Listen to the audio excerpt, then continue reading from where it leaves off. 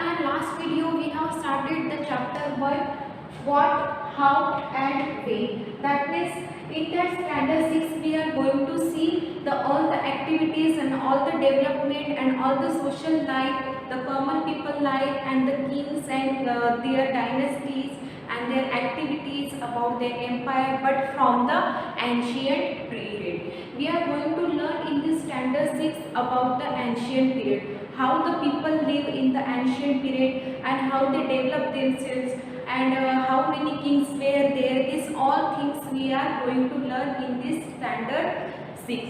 So our first chapter which we have started in our last video is what, how and when. In that chapter what we have seen first, what is history. Yes, we have seen in our last video first what is history. History means our past. History means our past, whatever the activity we have done in our past, that means before a day, before a month, before a decade or before a earlier day. So it is called history. If we remind that all the activities today, so it will called history. If we see our previous photographs, so we remind some memories. So that means that activity which we have caught in our photos, it is called today history. So and also we have seen why do we study history. Why do we study history? This point also we have cleared with the example. Why should we study history? That means history makes us think, questions and express our view. History help us to think and express our own idea. Even we all are the part of history. That means our present and history are connected with each other. Our past and our present both are connected with each other. That's why we should study history. Now history tells us about how people lived and behaved in the past. Yes, if we study history, then we can get the knowledge, we can get the information how the people lived in the ancient period and how they developed themselves, which invention they have done. This everything we can do after studying history. Even history makes a connection between the past and the present. Yes, this also we have seen it. We have done some degree or the diploma in the past. So today in the present we can use it properly. In the basis of that degree and in the basis of that diploma we can do some job in the present. So the history is connected between the past and the present. So that's why also we should study history. Again, we learn about our customs and traditions. Yes, from the history we can see from our ancient generation, from the today what we are going through. That means some activities, some continuation is there which are going from the our last generation to today, and it will be forwarded to our next generation. That's why these all things we have studied. Why should we study history? That means this much reason we have to study history. Now again we have seen the sources of history. Yes, this also we have learned the sources of history. There are two main sources, archaeological sources and literary sources. Before the written pattern was not there, that time the archaeological sources, and when the written pattern was invented, that time the literary sources. So in the archaeological sources what we have seen, the object dug from the earth. The archaeologist dug, he found many objects from the earth which was remained from the ancient people. For example, the tombs, monuments, inscription, coins, pillar, vessels, pots, etc. These all things we have learned in our last video. Now the literary sources also we have seen. The examples are the literary sources, manuscripts, religious book, stories, account of foreign travelers, etc. This all we have seen in our last video. Now in the detail we have seen how many monuments, inscription, coins, that coins tell us about the particular king who issued that particular coin, vessels, pot, pillar, this everything we have seen in our last video. Right? Now today we are going to learn reconstruction of past, that means reconstruction of history, geographical location, and when does history take place. This all we are going to see today. So open the page number 17 and see the reconstruction of the past. The reconstruction of the past. This is our first point today. We have read about how historians use various sources and techniques to reconstruct the past. Yes, we have seen this, how the historians, that means the archaeological sources were there and literary sources were there. These two types of sources were there, and with the help of these two sources, historian made the history. Historian reconstruct the history with the help of the various sources, and in that various sources, what include in that various sources? They include archaeological sources and the literary sources, and with the help of these two sources, historian reconstruct the history. The historian is in many ways and a detective using various clues to understand and investigate the past. With the help of the clues, that means in the archaeological sources, whatever he found under the earth, whatever the remaining thing left he found under the earth, with the help of that, his archaeologists they reconstruct the history. And with the clue, that means any pot they found, any vessel they found, any coins they found, with the help of that count, with the help of that particular object, they reconstruct the history. Clue. In the chapters to come, you will learn about people who lived in India from the prehistoric times to about 18th century. That means we have learned that the people are living from the ancient time to about 18th century. To aid your understanding of event, you will need to know where history takes place. In other words, the geographical context and when history takes place, or the complex dating system used in the study of history. That means history and geography, they both are connected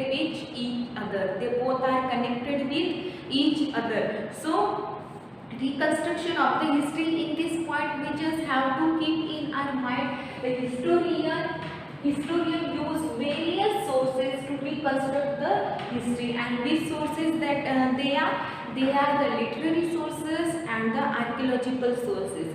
And in the literary sources, many inscription, many books were there, some biography, autobiography, this also we have seen in literary source. And in the archaeological source, some monuments, these pots, vessels, this everything. With the help of that sources, with the help of that particular object, historians reconstruct the history to study right now. Now the geographical location. India's topography is such that the land is almost as big as the continent. That means India's land is so big. India is so big. It has a very big land. So it is also as compared to as the continent. That means the continent is so big. If you see, the other countries are very small. And their population is also very less. But if we compare the India's land with other countries, so India is as big as a continent. India is as big as continent. Hence, India and its neighboring countries are referred to as the subcontinent. That's why India is calling as a subcontinent.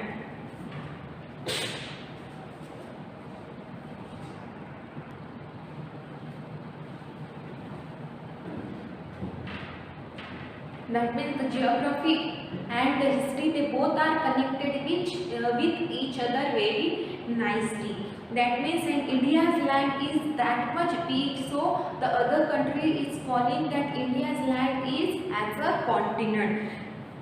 Because in the neighboring country, because the neighboring countries are very small in comparison to India country, to India country, that's why it is compared as continent. India is bound by the Himalayas in the north and the sea on the three sides. Now here we can see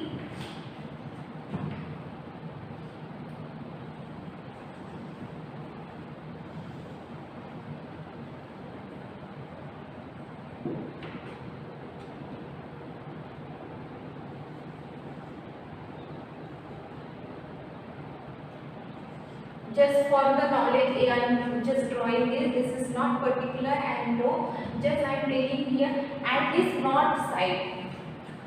At the north side, India is bound by the Himalaya in the north side. That means at the upper side of the India, you can see the huge mountains, the big mountains are there. The big mountains are there, and at the three side, and in the North Sea on the three side, and here you can see the seas are here, and here also the seas.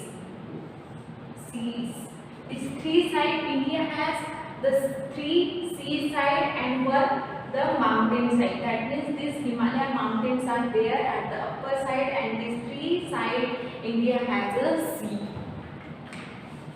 So the Himalaya in the north acted as the natural barrier for the country, protecting it from the various invaders across the border and the cold wind of the North and Central Asia. That means these mountains are here, these huge mountains are here, so these mountains are working as a barrier. These mountains are working as a barrier, and this mountain protect India. This mountain protect India from the other invaders, from the other invaders, and the cold wind which is coming from the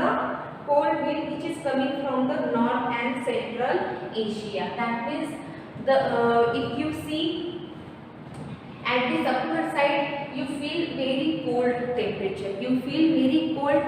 That means very cold wind is coming from that upper side. That means from the central and from the north side, you can see very cold wind is coming from there. But because of these mountains, the cold air cannot reach at this lower point and at this east and west side. That means just because of this high mountain, just because of the Himalaya, the cold wind is not able to reach at this 3 point. That means these mountains are protecting India. This Himalaya is work as a barrier. This Himalaya mountain is working as a barrier, and just because of this mountain, the cold wind which is coming from the north and the central Asia is not able to reach at this 3 point.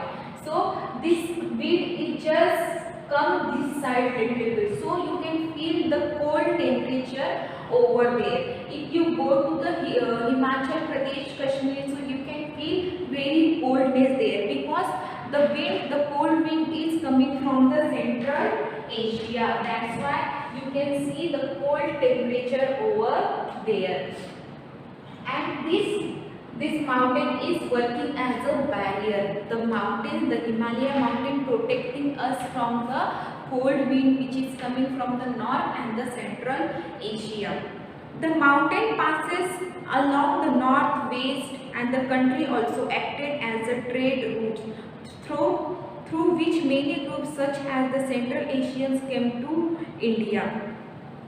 That means from this mountain, some trade business is also coming from the Central Asia. That means many Central Asian people come to India by passing these mountains to do the business in the India. That means the mountain passes along the north and west. that means with north and west. The mountain passes along the north and west of the country also acted as a trade routes. That means this is the trade route. That means this is the business route. The people from the India and the people from the Central Asia. This route, they use this route to do business with each other. From the north and west, this route they use to do the business with each other. That means the Central Asian people, by using this route, they come to the India. Which many groups such as the Central Asian came to the country. Many seafaring nations use the sea route along the coast for the trade and the interaction. Now the many seafaring nations, that means here you can see the sea, this side is also sea and this side also sea. So many other countries are doing the business by using this sea route, by using this sea route. If you see in the big sea, in the Arabian Sea, and there many outsiders, many other foreigners do their business by the ship. They bring some, that means some import and export business they do by the ship. They use this sea route for doing the business. They use that sea route for doing the business. Many seafaring nations use the sea routes along the coast of trade and interaction. They use this sea route by ship. They use this sea route for doing the business with each other. Right?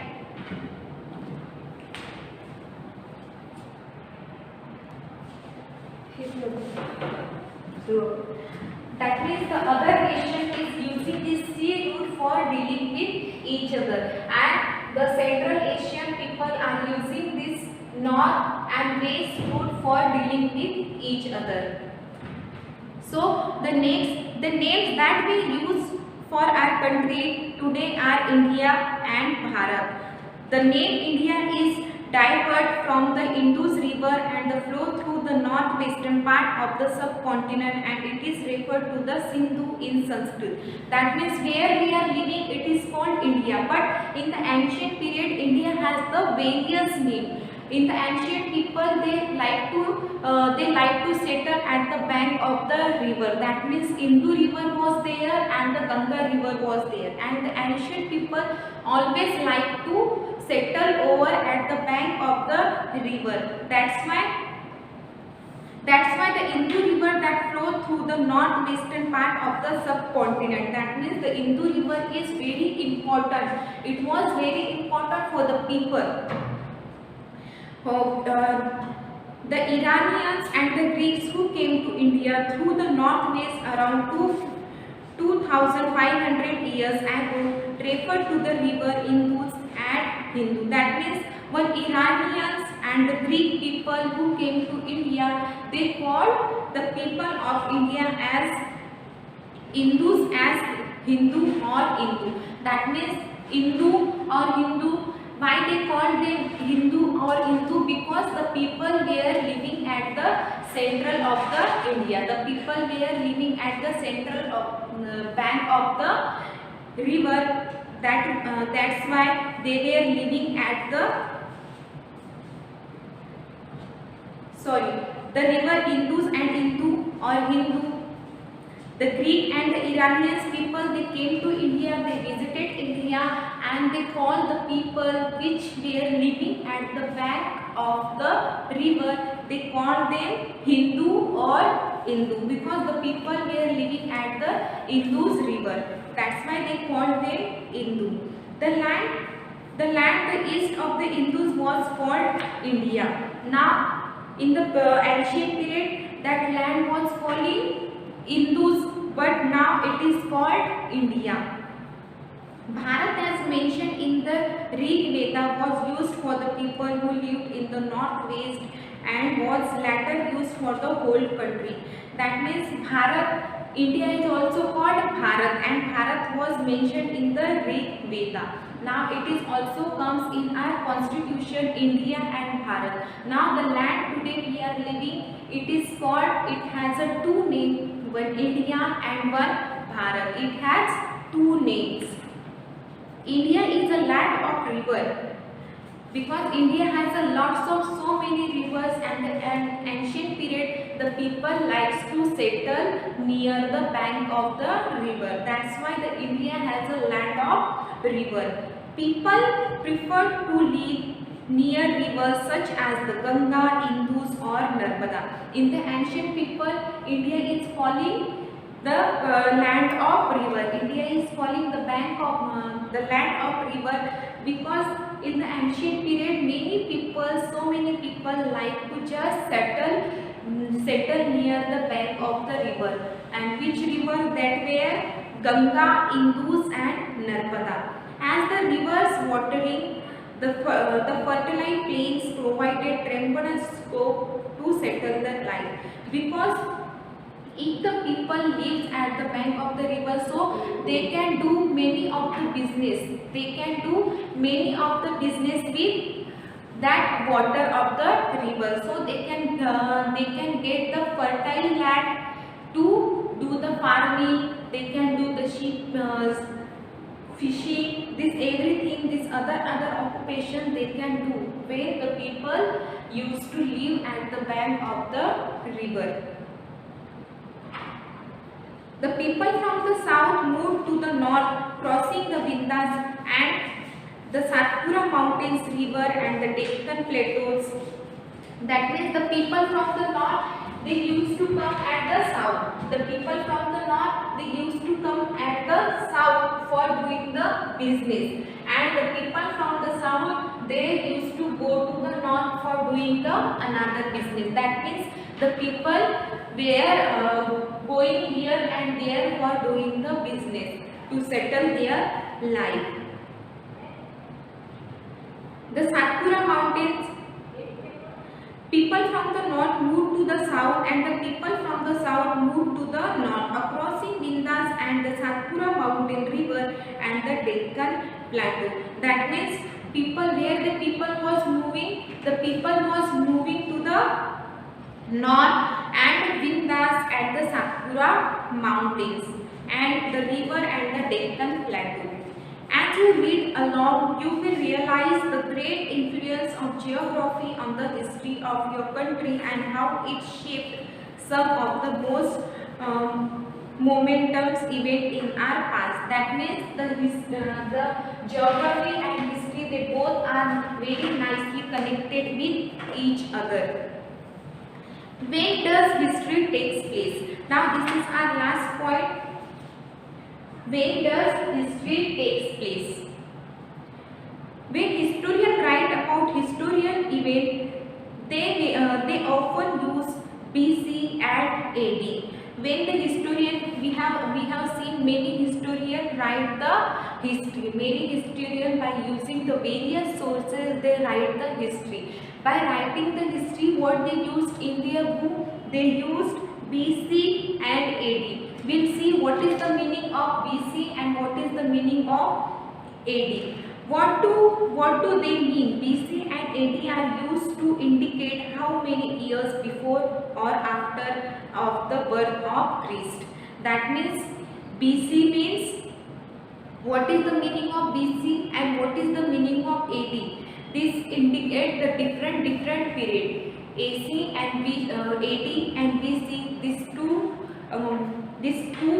indicate the different period of the activities and event took place. We take the year of the birth of Jesus Christ as a year. That means we take 1 year when the Jesus Christ born. It is the 1 year event that took place before the birth of Christ and refers to as a BC, that means before Christ. That means here BC denoted before Christ.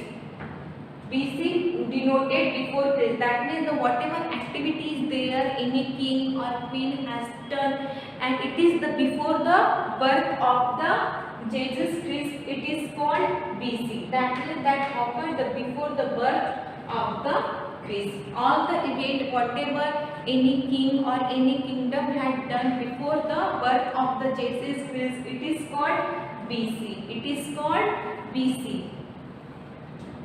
For example, 800 BC means 800 years before the birth of Christ.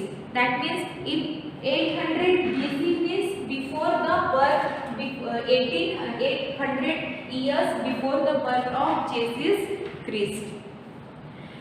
AD stand for Anno Domini, meaning in the year of our Lord, even taking place after the birth of Christ are denoted by AD.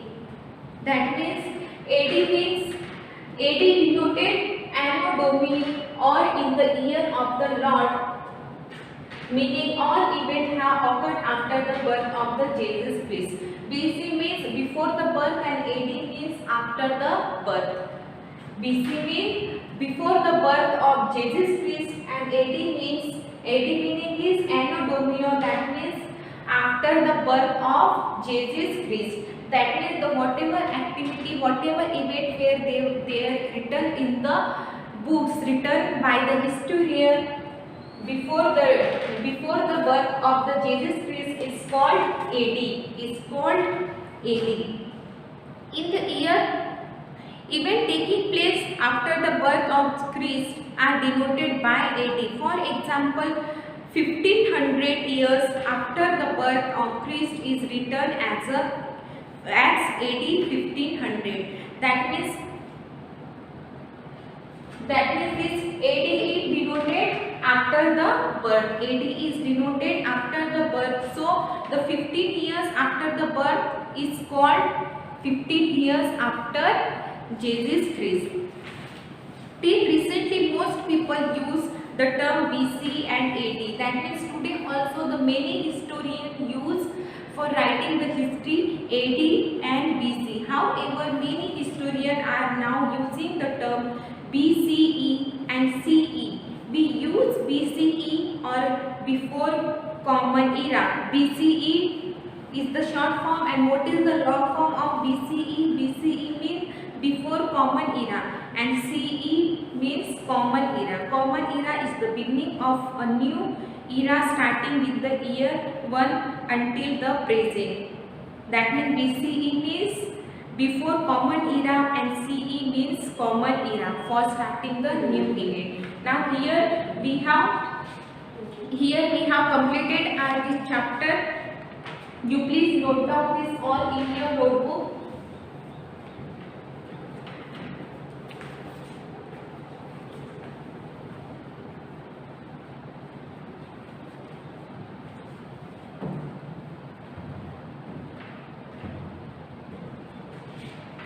Now what we have covered here in this chapter, we have seen what is history, which I explained you in the beginning of today's video.